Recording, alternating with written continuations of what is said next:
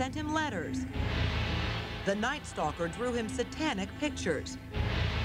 And John Wayne Gacy invited him into his cell. Why this man has befriended the world's most notorious serial killers.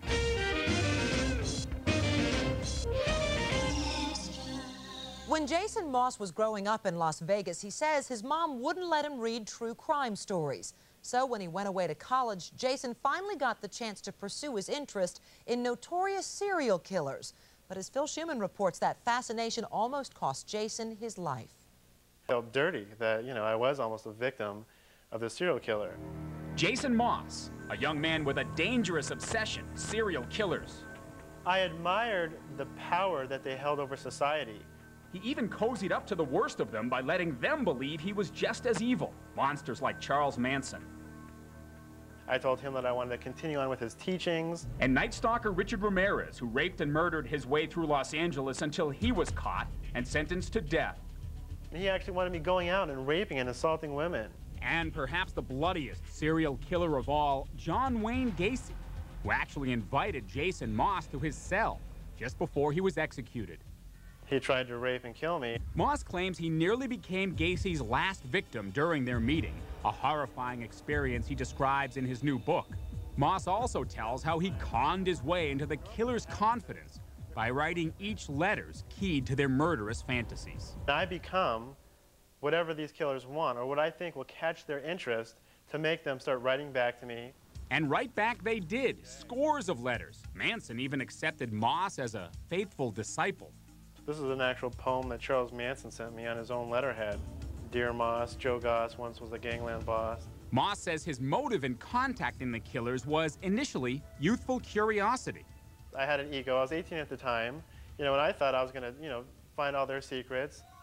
To find out Ramirez's secrets, he pretended to be a fellow Satanist, even sent him pictures of potential new murder victims. Pictures of girls that he thought were in love with him, were fascinated by him. The response was instantaneous, letters from Ramirez. I don't consider myself people, I'm an animal. Ramirez also sent satanic self-portraits, pictures of death in disguise, even a dismembered body. He calls it breaking up is hard to do. It's a woman in different pieces. These are the things that would scare the hell out of me. But it was John Wayne Gacy of Chicago, killer of 33 young boys, who nearly pushed Moss over the edge.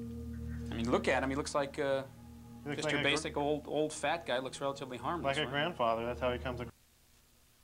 And that's how he presented himself to his 33 victims. And that's why it was so easy for him to get them. In his own effort to get to Gacy, Moss came across in the letters to him as the sort of guy Gacy loved to kill. He thought I was prostituting myself on the streets. He thought that I was letting men beat me and torture me. Gacy responded enthusiastically with collect phone calls from prison. I like to tease and joke. I get on people all the time. He also would send pictures he'd drawn, some friendly, others frightening. And the letters were laced with sex. There's nothing wrong in what you have tried in your fantasies about being with a transsexual. There was even once a chilling Christmas card. Oh man, look at that. With his picture on the front, like I would want to hang that on the mantle. Jason, ring out the message once again, peace on earth, goodwill to men. He had like an ongoing relationship with you, at least in his mind. Yeah. That relationship finally led to a face-to-face encounter with Gacy in prison. Gacy paid for me to fly out there.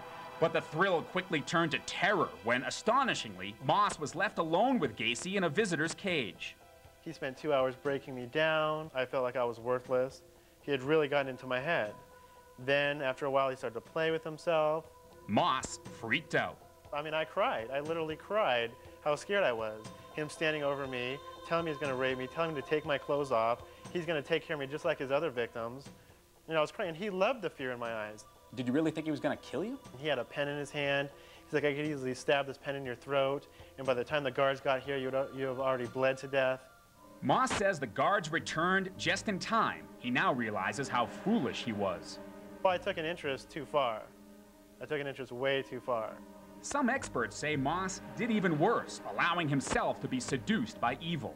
For some young person to get involved in this kind of brutality and horrendous activity is appalling.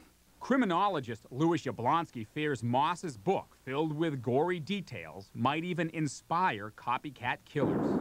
I think it validates and reinforces dreadful behavior. Moss says he doesn't glorify any of his pen pals and wrote his book to rid himself of his fears of them. The more I describe what happened with Gacy and his other killers, the better I felt about myself. Even so, he admits his interest in these murders nearly cost him his sanity. If you play with these monsters, they're going to get in your head, and they're eventually going to do as much damage to you as they can. They will never care about you. My question is, what did he expect them to do? Moss says he hopes some good will come from his book, that it will alert the public that convicted killers can easily reach out and touch someone the wrong way.